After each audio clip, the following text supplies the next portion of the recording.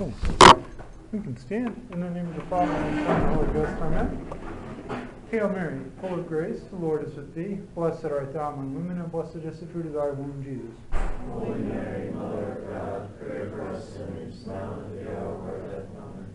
Viva Cristo Rey, que viva. In the name of the Father, and the Son, and the Holy Ghost. Amen. Have a seat. Thank you all for coming tonight. A few preliminary comments before I get into what I have prepared.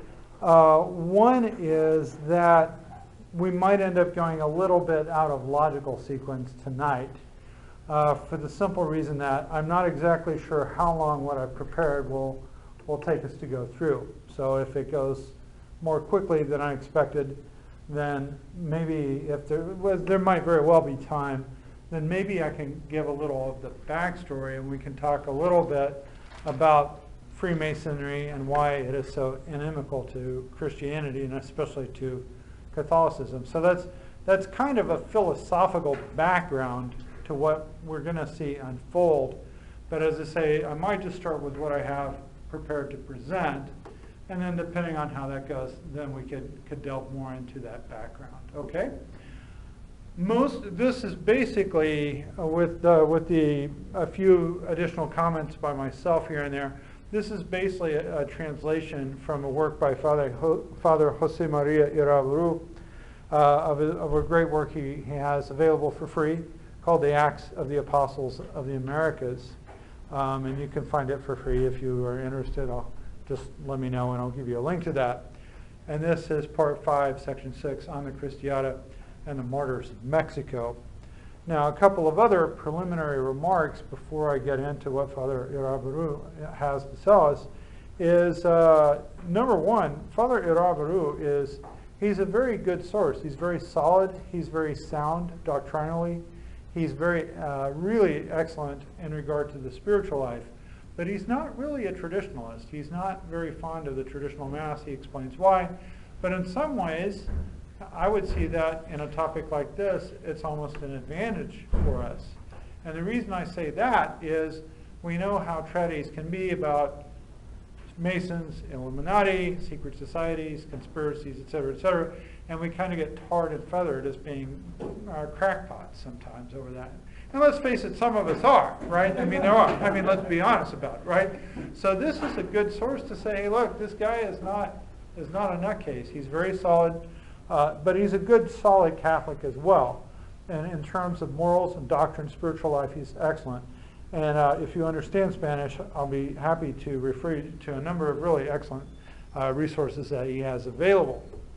So, as I say, this is actually a very good source for us to turn to. And he's very careful with his scholarship. He consults good, reputable sources. Again, it's not just internet hearsay. He has good documentation for his claims. Another preliminary thing, though, that I guess I'll mention before we get into the substance of this text is that the United States is not going to come off looking that good. The U.S. has kind of a long history of anti-Catholic interference in Mexico. Maybe you're aware of that, maybe you're not. As you may know, Texas was part of Mexico, but it was due to Freemasons of the U.S. who went to the Alamo, and of course they lost, but it was due to Americans, anti-Catholic movements, Freemasons and so on, that took Texas away from Mexico, okay? So there's been a long, long history of antagonism. During the Mexican-American War, I believe it was of year 1848, is that correct? Around that time, the American forces burned churches. In fact, there's a very interesting, this is completely separate from anything he's saying here. There was an Irish Catholic contingent of U.S. soldiers called the San Patricios, who realized that basically this was just anti-Catholic activity that they were doing, and so they switched sides and started fighting on behalf of Mexico. So things ended very badly for them, by the way. But the San Patricios are another aspect of that story. I happen to see, as it turns out, the whole speech that President Trump gave just the other night, the other day to the United Nations. And one of the things, it's an excellent speech in a lot of ways in terms of its political philosophy. And one thing he does say is, we don't seek to impose our system on the rest of the world. And I was glad to hear it, but at the same time, a reasonable person who looks at history could honestly say, you could have fooled me. I mean, we have a history of doing that wherever we go. We want to impose our system wherever we go. And so if this is a sincere statement that he truly means that, it's actually a good thing, because it respects the comity of nations, that nations have a right to their identity and their laws and customs and things like that, and that we need to cooperate and collaborate as nations, but we have a right to have our own identity. We don't have to be clones of the U.S. So there's been a long history where the U.S. has tried to clone itself in other governments, and you'll see that as our story unfolds tonight. So I'm just saying that. I'm not trying to sound like someone who's here to bash the U.S. and so on. All countries have their faults, et cetera, et cetera, et cetera. But we just have to be realistic about the involvement that the U.S. has had in this whole very shocking story, which I'll go ahead and start. Any questions before I get into what Father Irabaru is going to tell us here? Any questions? If you do have them along the way, you may as well just raise your hand. I'll try to answer the best I can. If I don't, I'll just make something up. But but if you do have questions, let me know. And again, I do have some other references and sources to point you to if you're really interested. So this is part 5, section 6. The Cristiada, 1926 to 1929. So 90 years ago for us. The 20th century has undoubtedly been the most remarkably martyrial in all the history of the Church. It is appropriate in this connection to note that the impressive testimony of the martyrs of Mexico was the immediate model for all Catholics who afterwards would shed their blood for Christ. In the first place, soon after the Cristiada, were the Spanish martyrs, who were so numerous. Antonio Monterio, in The History of the Religious Persecution in Spain, 1936 to 1939, therefore 10 years after the Cristiada, a work from 1961 but recently reissued by the Biblioteca de Autores Cristianos in 1998, says, quote, "In all the history of the universal church, there is not a single precedent, not even in the Roman persecutions, of a bloody sacrifice in a time not much longer than half a year, of 12 bishops, 4,000 priests, and more than 2,000 religious." And here I remind you that he is speaking of the Spanish Civil War of the 1930s. Okay. Getting back to Father Irabaru, but only a few years earlier, 1926 to 29, the Mexican martyrs were a model for so many other hundreds of thousands. Millions of Christians crushed in our century by the revolution in all its various forms, liberal or Nazi, socialist or communist. It is of great interest to us then to know about the religious persecution in Mexico and to understand well the response of those admirable Catholics who with their blood continued writing the Acts of the Apostles in America. We find information on the Cristiada in works like that of Aquiles Moctezuma, The Religious Conflict of 1926, Its Origins, Development, and Resolution; Antonio Rios Facius, Mexico Cristero, History of the Catholic Association of Mexican Youth, 1925 to 31, and Miguel Palomar y Vizcarra, The Exemplary Case of Mexico. We also possess impressive accounts from Cristeros themselves, such as the one by Luis Rivero del Val, Between the Hooves of the Horses, which came to be the diary of the student Cristero Manuel Bonilla, or the account by the peasant Ezequiel Mendoza Barragan, Cristero Testimony, Memories of the Author, a work which is even more remarkable. And here I will mention that one of our current seminarians in Denton, Javier Ruiz, is a grandnephew, I think, of a canonized Cristero. And so he can tell you some things as well. And we also have at our disposal excellent modern studies, for example, that of Jean Meyer, the Cristiada, and Lauro Lopez Beltran, Religious Persecution in Mexico. It will be fitting in any case that we begin our chronicle at the beginning. The liberal persecution that brought about the Cristiada of the 20th century was only the continuation of the persecution that had already slowly begun in the 19th century. And here I'll hit the pause button and insert my own comment. So if you've seen the movie For Greater Glory, I imagine many of us have. Pretty good movie, not completely accurate, but we don't want to regard the Cristiada as suddenly coming out of nowhere. There is a long, long background here, which we're going to look at right now. Father Iraburu, religious persecutions in Mexico in the 19th century.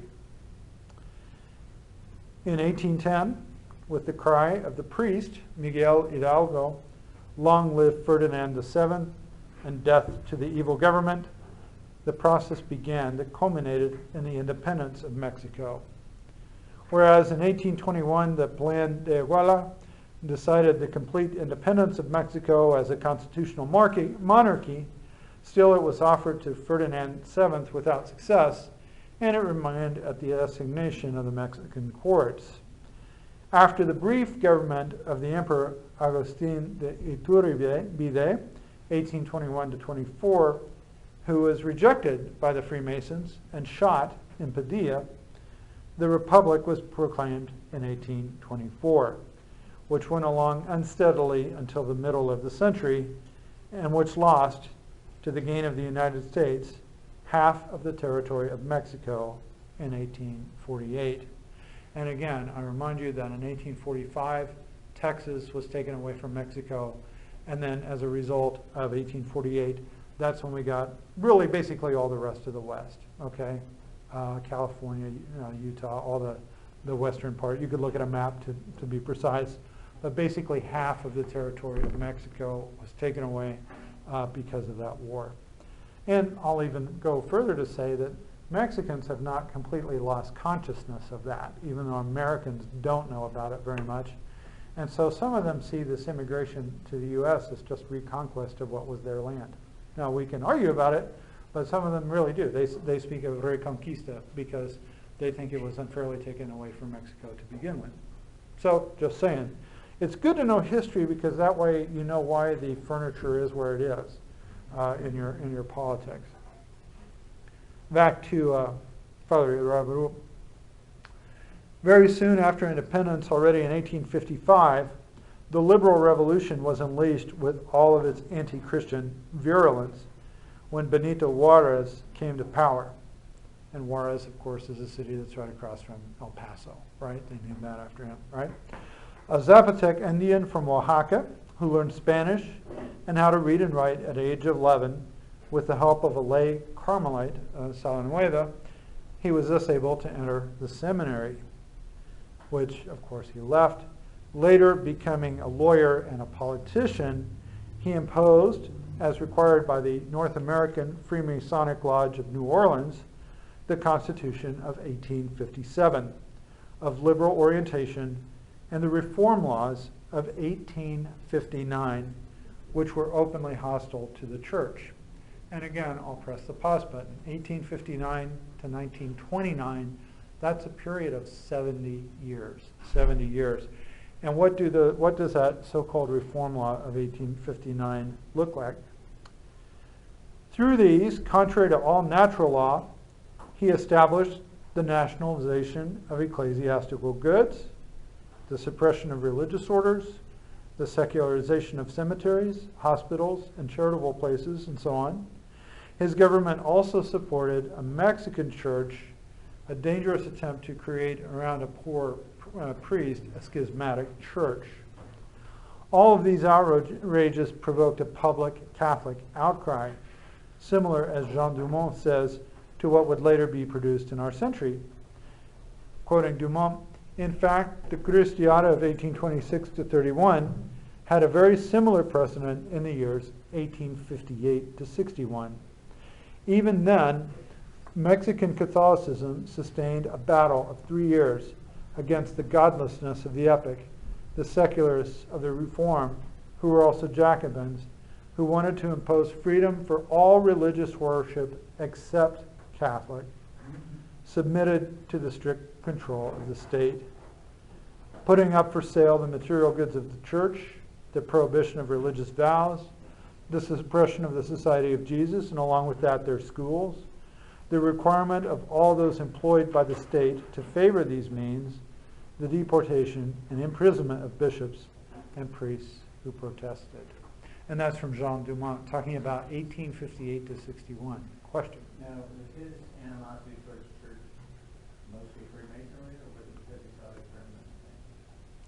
I don't know. I honestly do not know very much about the personal story of Juarez. I really don't. It could be a combination of factors, right? Could be bitterness from having been a seminarian, could be bitterness towards Spain, could be the hostility that comes from being a Freemason, it could be all of the above, right? So I don't honestly know. So yeah, that would be my best answer. I don't rightly know. Could be various factors at work. Pius IX condemned these measures, as Pius XI expressed his admiration later for the Cristeros. In that civil war in which there was deportation and condemnation to death of priests, deportation and imprisonment of bishops and other religious, bloody repression of the manifestations of protest, particularly in the states of Jalisco, Michoacán, Puebla, and Tlaxcala, the liberal government prevailed thanks to the help of the United States. And I'll mention that Jalisco is where Guadalajara is located. It's the most Mexican of the Mexican states. It's the home of mariachi, they say, the home of tequila, we know, and also the home of the Cristera movement. And even the people there will say Jalisco is Mexico. So it has a reputation. Can you spell that for us, Father? Sure, J-A-L-I-S-C-O, Jalisco. J-A-L-I-S-C-O. Did that work, or one more time? What was after the I? S-C-O. Okay. And in the highlands, and a further digression, in the highlands today of Jalisco, that even today remains an extremely Catholic area. Probably one of the most Catholic areas in the world, in terms of like true believing Catholics who would die for their faith. Even today, the highlands. Those are a very difficult place to live, so those people don't mess around. All right? Back to Father Irabaru. The liberal reform of Juarez was characterized not only by his anti-religious sectarianism, but also, along with the seizing of the properties of the church, it eliminated the public lands of the Indians. These means did not, even so they seized the public lands, right? These means did not, even so, prevent the state from a grave financial collapse, but they enriched the privileged class, increasing latifundism. Now, latifundism is agriculture that is dominated by large estates, okay? So we kind of have something verging on this in the U.S. anymore, where we have these massive corporate farms instead of the small family farms, right? Just big, huge, massive mega farms that are owned by big corporations. That would be our capitalist version of latifundism, okay? With all this, according to the Mexican historian Vasconcelos, who was also a philosopher and politician, he says, quote, Juarez and his reform are condemned by our history, and he, Juarez, has come to be seen, as others, as being in the category of agents of Anglo-Saxon imperialism. Back to Father Irabaru. Concerning this last, it would be sufficient to mention the incredible, shameful offers to the government of the government of Juarez to the United States in the McLean-Ocampo and Corwin Doblado treaties, or to mention the agreements with the North Americans carried out by Juarez's agent, Jose Maria Carvajal. And luckily, the U.S. Senate rejected both of these treaties. The period of Juarez saw itself interrupted for a brief period in which, by imposition of Napoleon III of France, Maximilian of Austria held power 1864 to 67, who was assassinated in Querétaro soon after. Also in these years, the church was subjected to harassing laws, and the Masons, quote, offered to the emperor the presidency of the Supreme Council of the Lodges, which he declined. But he did accept the title of Protector of the Order, and named as his representatives 2 individuals who immediately received the 33rd degree. That's from Acevedo, History of Mexico. After Suarez, Sebastian Lerdo de Tejada succeeded to power 1872 to 76. He, who had studied in seminary in Puebla, increased the religious persecution, reaching the point of expelling even the Sisters of Charity, whom even Juarez respected, despite the fact that of the 410 sisters, 355 of them were Mexicans, and they helped around 15,000 people in their hospitals, asylums, and schools. On the other hand, he officially favored the spread of Protestantism with North American help. In the same year, 1873, it was prohibited that there be any religious manifestation or act outside of church buildings. And that's according to Acevedo. So imagine a society where they do terrific pageants on December 12th, the Feast of Our Lady of Guadalupe, and you say you will not have any public demonstration of religion outside of the church walls. I mean, it's really an outrage. And again, I'll say that at least under the previous administration, they were starting to move in that direction, especially with the healthcare mandate and stuff. It's like, well, you know, inside of church you're fine, you can have your religion, but outside of the walls of the church, the government gets total say in everything. We were starting to move in that direction. Thankfully, we're not at the moment. Hopefully that will hold. I don't know. We'll have to see how that plays out. All of this provoked the War of the Religioneros, 1873 to 76. So here we have another uprising, an armed Catholic uprising also preceding the Cristeros. The continuance of Juarez in power also brought about a stronger and stronger opposition from even liberals themselves.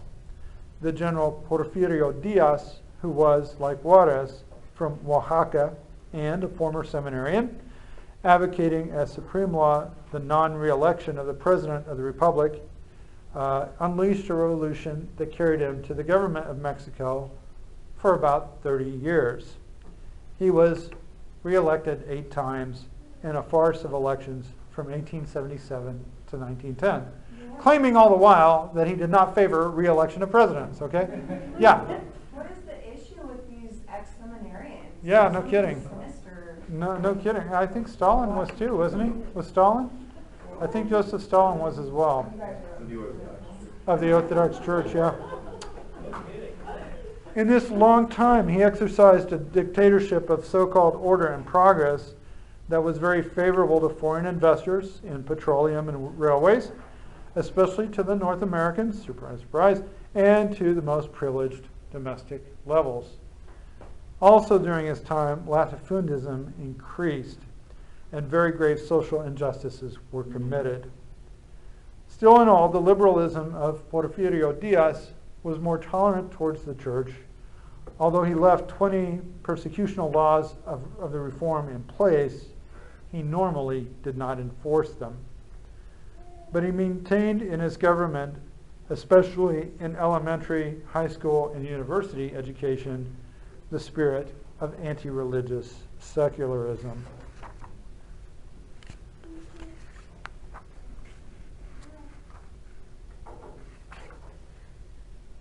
Okay.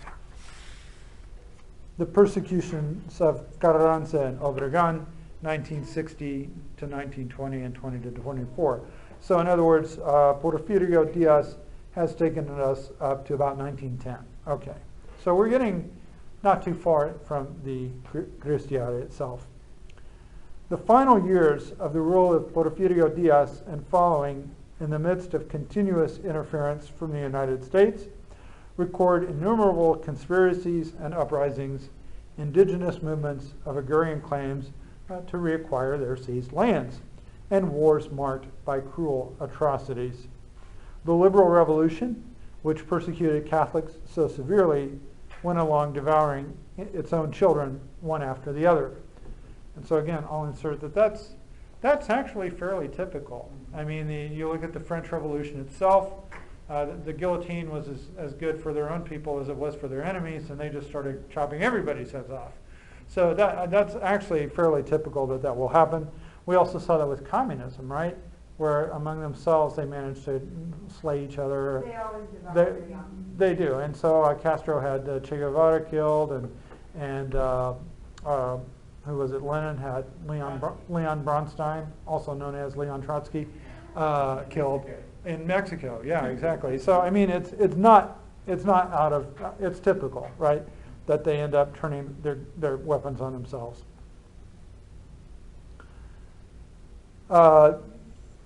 It is the horror of the, quote, the historical progress of capitalist liberalism that during the 19th century and half of the 20th has succeeded in taking hold of the consciences of our people and not only their riches. So there was a corruption of the Mexican character during this time. Names arise during this period, such as those of President Madero, assassinated 1913, Emilio Zapata, assassinated 1919, President Carranza, assassinated 1920, Pancho Villa, assassinated 1923, and former President Alvaro de Obregón, assassinated 1928. The revolution of General Venustiano Carranza, which brought him to the presidency in 1916 to 1920, was characterized by the harshness of his persecution of the church.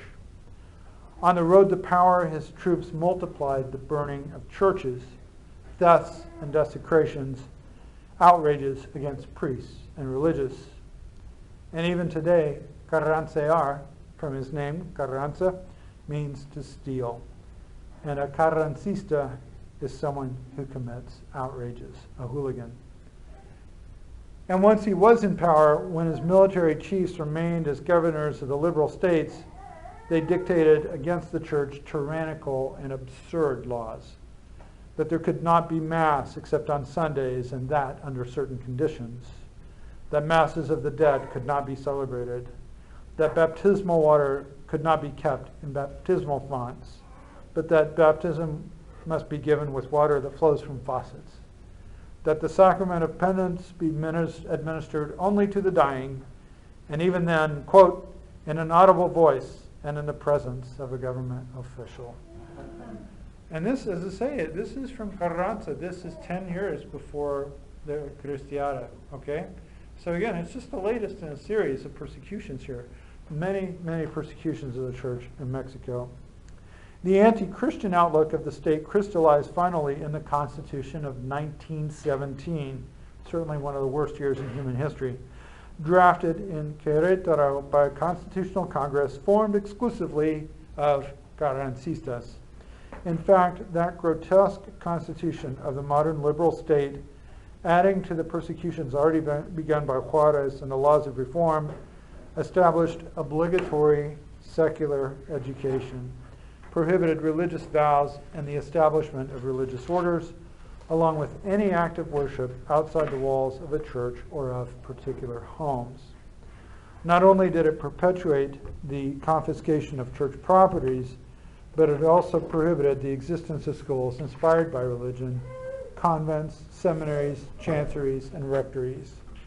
All these and many other similar barbarities were imposed in Mexico without the slightest blink from any Orthodox liberal in the West. The government of General Obregón, the new president, took even further the impulse of persecution in the Mexican Constitution. A bomb was placed in front of the home of the Archbishop of Mexico City. Flags of the Bolshevik Revolution, the most progressive in those years, were hoisted above the cathedrals of Mexico City and Morelia. Sure. An employee of the secretary to the president exploded a bomb at the foot of the altar of the Virgin of Guadalupe whose image remained unharmed. Monsignor Filippi, the apostolic delegate, was expelled for having blessed the first stone on the hill of Cubilete for the monument to Christ the King. So again, the persecution just ratchets up and ratchets up. And I don't know, anyone here been to Mexico City and seen the tilma and the Shrine of Our Lady of Guadalupe? You can see they have a display of it where the bomb was placed in the flowers that were, because at that time the tilma was actually very accessible.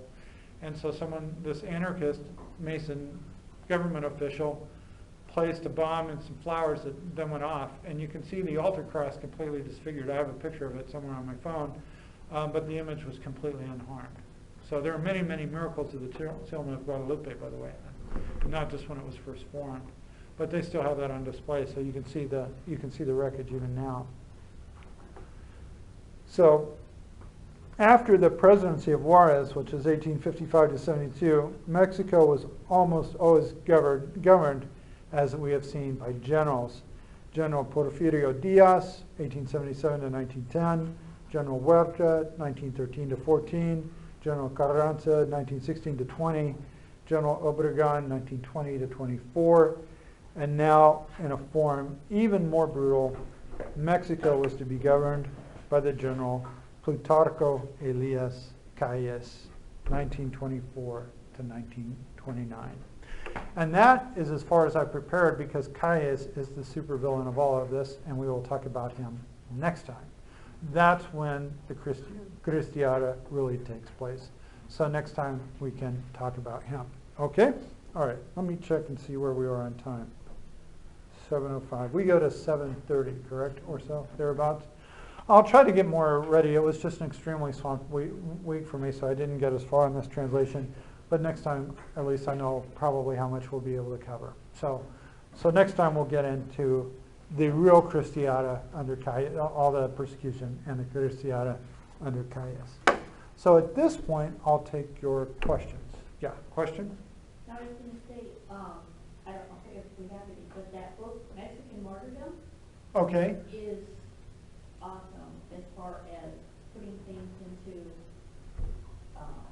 chronological order. Uh-huh. And it's really, I mean, some of the things that happen now are just almost crazy, but it answers a lot of questions that my Yeah. dad would talk about. My dad was there at the time, Mm-hmm. and he would say certain things happened, and we were like, what?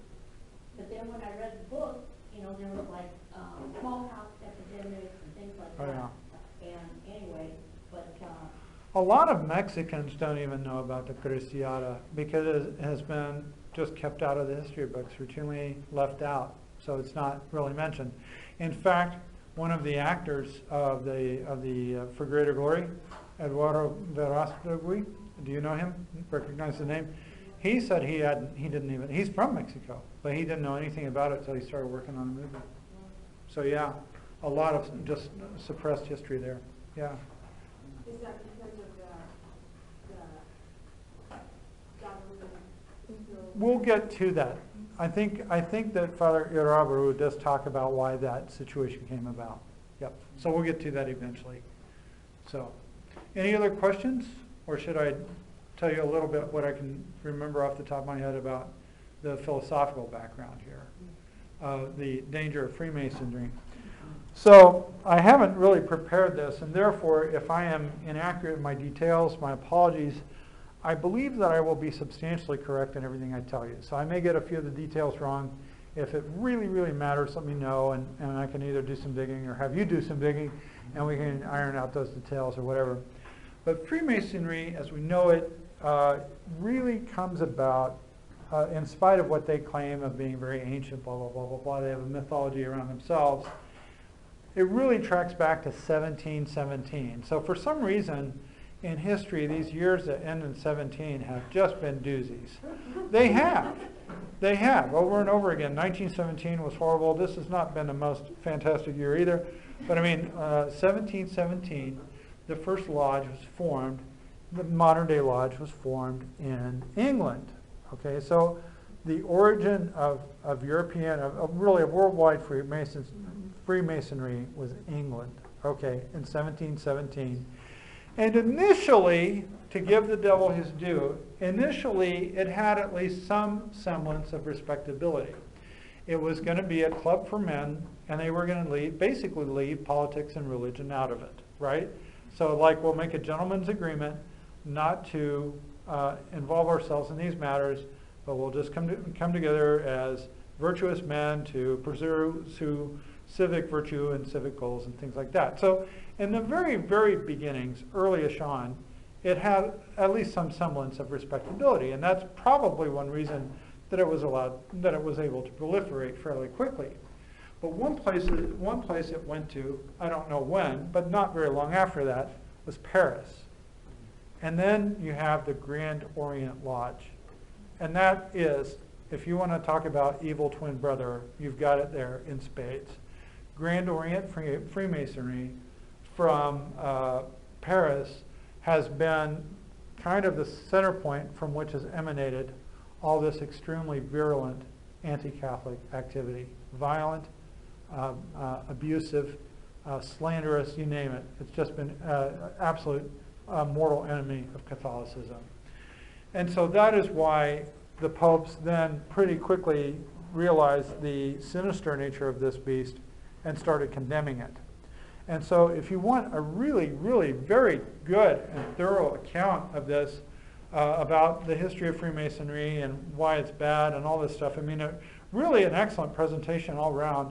It is by Michael Voris. Now, I'm not giving him 100% endorsement. I don't necessarily agree with him on everything. Okay, I think he gets a little unmeasured in some of his comments, et cetera, et cetera. But he does have this faith-based investigation, FBI thing, that's an hour long. You can download it. I have it. He has 2 of them? No, it's an hour and It's 3 minutes long. Oh, it's 2 hours long. Okay. And I've seen it, and it is really very, very good. And so, I mean, so you may have whatever opinion you have of him. That's fine. I mean, there can be a difference of opinion as to what you think about Michael Voris. But I will say that this one is very, very well done, very well documented, researched, and everything like that. He does not get into just all this internet junk and again, very spurious material from very dubious sources, okay? He documents it very firmly with papal documents, with actual statements from their own literature and so on. It's just very well done. So again, no matter what you may think of him in general, fine, but I would say if you want more info, that's one of the best places you can go to as a single source. Yeah, Becky. Kelly Wilson bookstore, Behind the Lodge Doors. Behind the Lodge Door. That's another book. There are a number of really good books that have been written as well. There is a book by the Cardinal of Chile. I forget the name of it, but that's published, I think, by TAN, maybe. But there are... Right, John Salza. John Salza, probably? He was one. He was one, yeah. And so, yeah, so there are a number, actually, of good books, even current ones, of recent issue that explain why Catholics cannot be Masons. And even the 1983 Code prohibits this. That question came up when the 1983 Code of Canon Law was promulgated. They said, well, is it okay to become a Freemason? And the answer came back from the CDF under Cardinal Ratzinger, God bless him, absolutely not. End of story. No further discussion. The judgment of the church is irreformable on this point. It's settled. You cannot belong to these organizations. So, what is the big deal? Why are Catholicism and Freemasonry natural and supernatural enemies? It's because it's a war between just that. It's a war of the natural against the supernatural.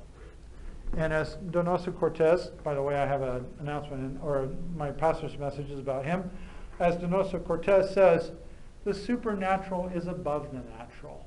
And in fact, in so much so is that the case that everything supernatural is above everything natural. They're just 2 different orders of existence, okay? And so that's why there is this war. It's basically diabolical.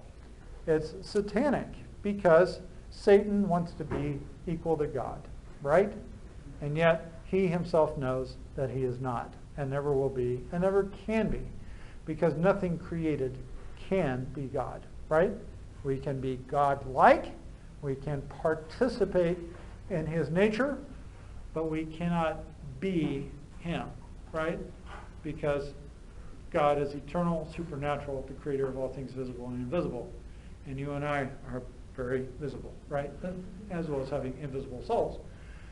So there's this, it's the war of naturalism against supernaturalism, ultimately. And it's a war that we see very much at play right now in the United States. No one wants to say it, but the culture war in the U.S. is not a war about gender identity or any of that stuff. It's a war against God. God is the creator. He makes us with a human nature. That because human nature, and right along with that creation of human nature, there are things that are good for it and things that are not good for it. Right? Just like fish and dogs and squirrels and the whole 9 yards. And that is natural law. Natural law says what is good for that creature, right? Even angels have a natural law because they are creatures. Make sense? There are some things angels can't do. They don't have bodies. There are things we can do they can't, right? There are things they can do we can't, right? So natural law, because we're created, there is a natural law.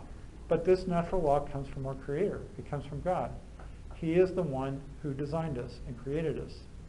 And so again, a rebellion against the natural law is a rebellion against God, right? And that is why you see all the promotion of this stuff against natural law, especially in Latin America. And who do you think's promoting this stuff?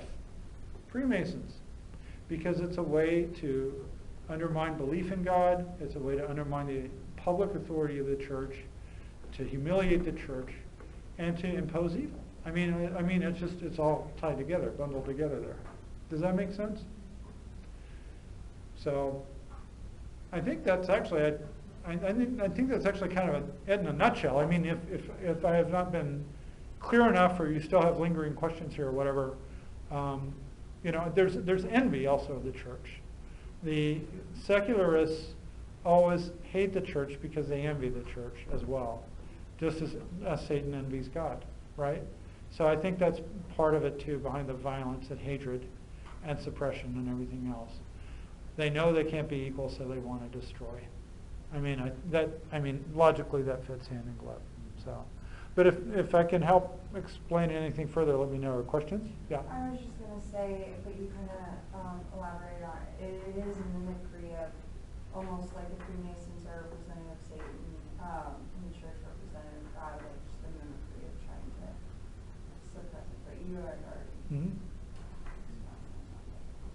Yeah.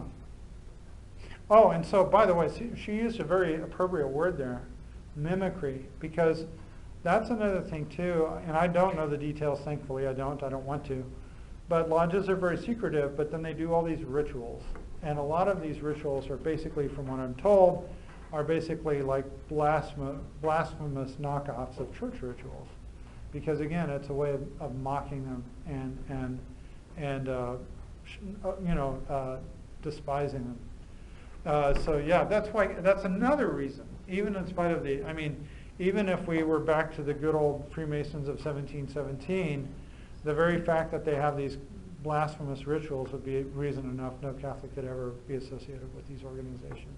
Yeah, in back. I've heard, and it seems somewhat plausible, that the Knights of Columbus originally were the Catholics' answer to men at that time wanting to join something when they couldn't join the Masons. Right. Is there any basis to that? I don't know. I really don't know. I mean, from my understanding, and again, correct me if I'm mistaken here, I think Rob is a Knight. Maybe we have others. Are you a Knight, Howard? Or no? So, but I think, from my understanding, the original purpose of that organization was to provide insurance for widows and orphans. And it started as you had to be a member of a guild at that time. Yeah, kind of a, yeah. It was like an insurance, life insurance cooperative? Would that be the right word? Yeah. Quasi? But something like that? being excluded Yeah. from all of the organizations that would provide life insurance.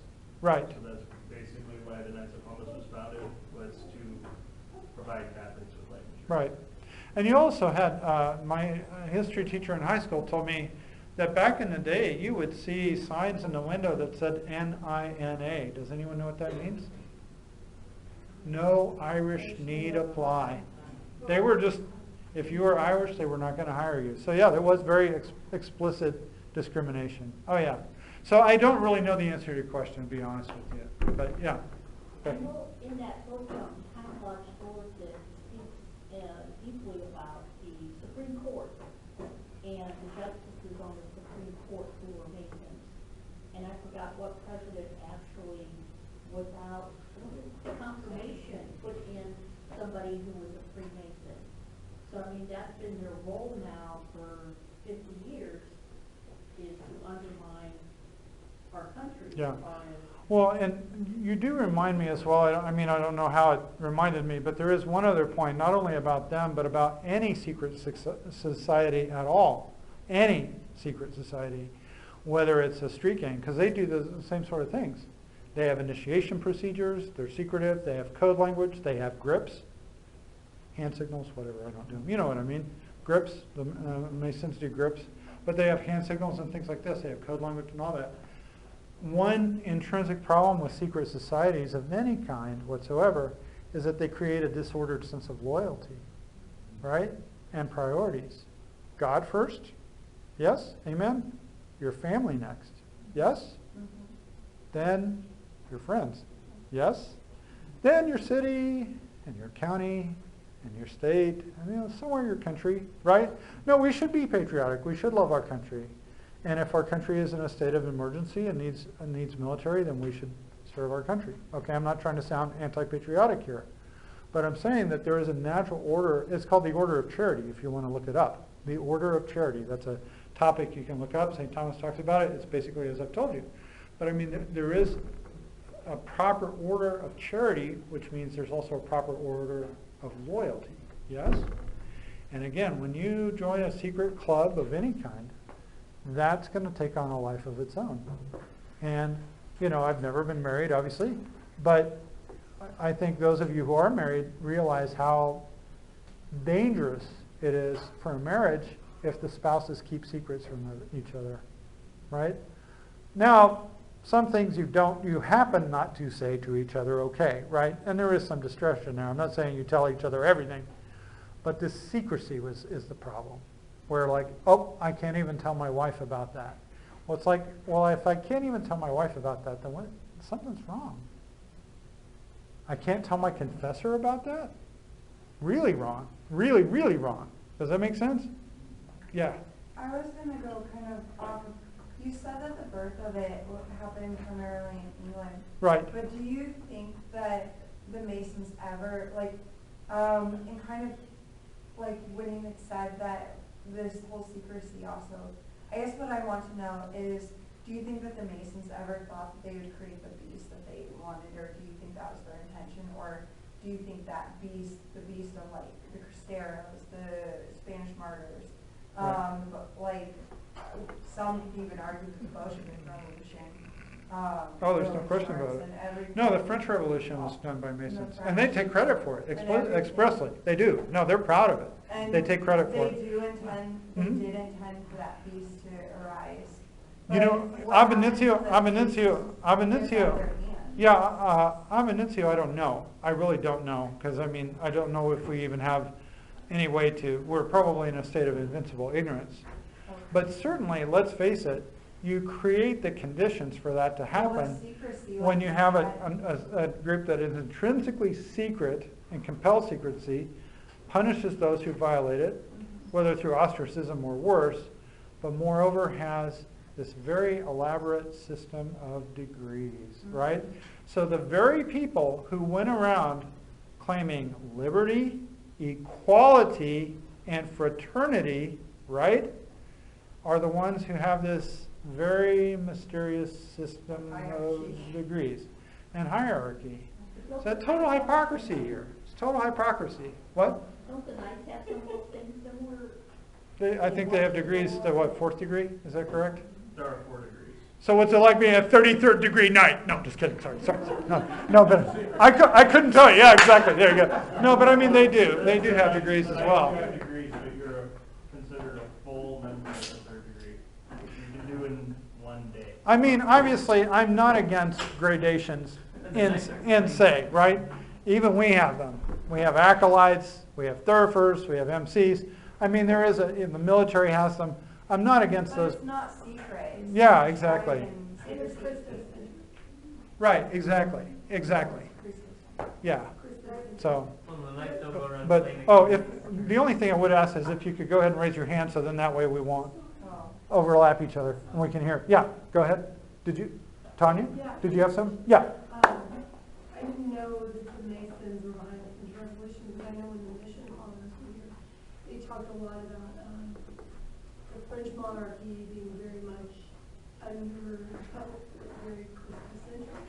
So Mexico, was it the case that the Mexican rulers were more Christocentric under the Pope before the Masons entered the scene? I doubt it.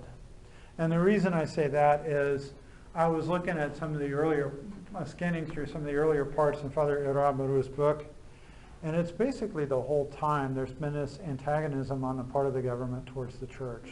Yeah. It goes way, way back. It really does. I mean, it's, yeah. I doubt it. I mean, I don't, like for example, let's take, just by way of contrast, let's take a really pretty shining example of Spain under Charles V, right? Or Philip II. You know, the sword of Rome, Catholic countries, right? With the king right there. Although Charles V did make some big mistakes too. But I mean, you know, just basically you still get the idea that the monarch is a Catholic and he's there to vindicate the rights of the church. Mexico, because it was always under Spain, colonies, let's face it, usually just don't do that well. They don't. They don't get treated very well by the mother place, and you get a lot of bums as government people who are, you know, who know how to wheedle their way into office and so on. Huh? A colony. Because, you know, Mexico was part of Spain until the revolution, until the independence of, I forget what it was, 1820s or whatever it was. So Mexico was still part of Spain. So was all of Latin America and stuff. Oh, by the way, you know, those revolutionaries, like Bernardo O'Higgins and Bolivar, Freemasons, definitely, no question about it. So all of those countries, when they revolted against Spain, all those revolutions were led by Masons. The nation of Italy now that we have, thanks to Garibaldi and Cavour, Freemasons, right? I mean, yeah. So yeah, I doubt it. I mean, I don't know, but I can't. There's no time where you can see Mexico as being under a really Catholic government. I mean, not that I know of. You know, maybe tolerant, maybe okay, not so bad, whatever. But I'm not aware of any. Now, if I'm wrong, please correct me. But it's because, as I was saying, you know, they were part of Spain and things just never went well. And then even after they got their independence, they've never gone well, you know. Yeah. I was going to ask you, there was a leader, I think, I don't know if he was the king or whatever, but he had a wife. And I don't know if her name was Josephine or whatever, but she went mad and the Pope let her come into, and she has do you know what I'm talking about? It's Is it Maximilian. Okay, Maximilian. yeah, Carlota. she has the distinct, like, title of being the only woman that was ever, the Pope allowed to be behind. What was his wife's name? Carlota. Carlota, yes, Okay. that's right. And she did go nuts. Okay. Yeah, I'm not there, familiar. I mean, that's probably as close to, Yeah. like, Are you leaving? Oh, okay. So yeah. Okay. Any other questions, comments, observations? So next week we will. I don't know what time we're getting. What are we? Time are we getting? 27. Oh, okay. Wow. Time sure flies. So yeah. So we'll go ahead and wrap it up here for tonight. I'll give you a blessing. But then next week we'll continue with Irabaru. Okay. Thank you all.